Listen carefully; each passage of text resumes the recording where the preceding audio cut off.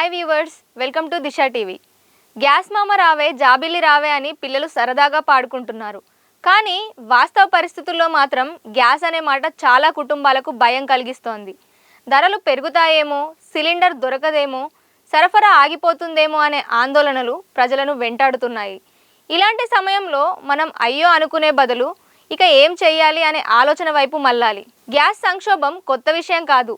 ప్రతిసారి కొన్ని నెలలకు ఒకసారి ఈ సమస్య తలెత్తుతూనే ఉంటుంది. అయితే ఈ సమస్య వచ్చినప్పుడు బాధపడడం కాకుండా ముందుగానే ఆల్టర్నేటివ్ ఇంధన వనరులు సిద్ధం చేసుకుంటే శాశ్వత పరిష్కారం సాధ్యమే. ఇదే విషయాన్ని ఒక పాఠశాల తన చర్యల ద్వారా నిరూపించింది. మహారాష్ట్రలోని అకోలాలో ఉన్న Prabhat day and boarding school ఒక అద్భుతమైన మార్గాన్ని చూపించింది. ఈ పాఠశాలలో రోజుకు 1500 మందికి పైగా విద్యార్థులకు వంట చేస్తున్నారు. అయితే వారు సాంప్రదాయ గ్యాస్పై ఆధారపడకుండా వ్యవసాయ వ్యర్థాలతో పనిచేసే స్మార్ట్ టెక్నాలజీని ఉపయోగిస్తున్నారు.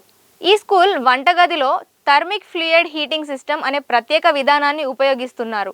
ఇందులో మంట కనిపించదు. బదులుగా ఆయిల్ పైప్ల ద్వారా వేడి సర్క్యులేట్ అవుతుంది.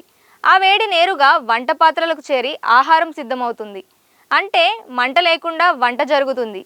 ఈ వ్యవస్థలో ఉపయోగించే ఇంధనం కూడా ప్రత్యేకమే. వ్యవసాయ వ్యర్థాలను ప్రాసెస్ చేసి తయారు చేసే బయోమాస్ ఫ్యూయల్ పెల్లెట్స్ ఉపయోగిస్తారు. ఇవి తక్కువ ఖర్చుతో లభిస్తాయి. పర్యావరణానికి కూడా హానికరం కాదు.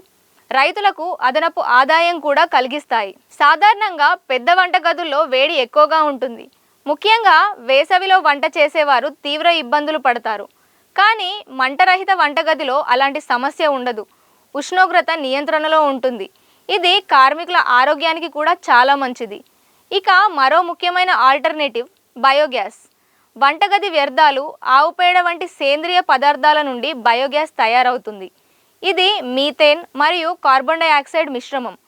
ఆక్సిజన్ లేని పరిస్థితుల్లో ఈ పదార్థాలు విచ్ఛిన్నం కావడం వల్ల గ్యాస్ ఉత్పత్తి అవుతుంది. బయోగ్యాస్ను కేవలం వంటకే కాదు, లైటింగ్, జనరేటర్ల కోసం కూడా ఉపయోగించుకోవచ్చు. అంటే ఇది ఒక పూర్తి స్థాయి శక్తి వనరుగా మారుతుంది. ఇంటి అవసరాలు, బడ్జెట్ను బట్టి చిన్న నుండి పెద్ద వరకు బయోగ్యాస్ ప్లాంట్లు ఏర్పాటు చేసుకోవచ్చు.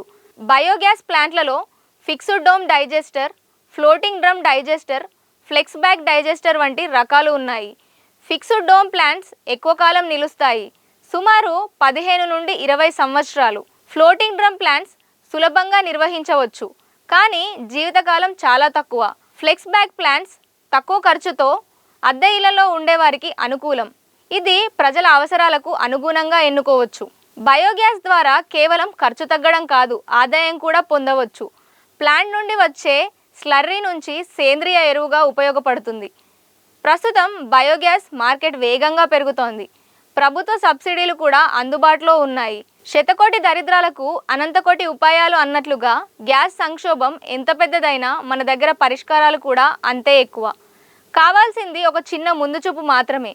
మరి మీరింకా గ్యాస్పై మాత్రమే ఆధారపడుతున్నారా, లేక స్మార్ట్ ఎనర్జీ వైపు అడుగులు వేస్తారా? మీ అభిప్రాయాన్ని కామెంట్లో చెప్పండి. ఈ వీడియో మీకు నచ్చితే లైక్ చేయండి, షేర్ చేయండి. ఇంకా ఇలాంటి ఉపయోగకరమైన విషయాల కోసం మా ఛానల్ని సబ్స్క్రైబ్ చేయండి.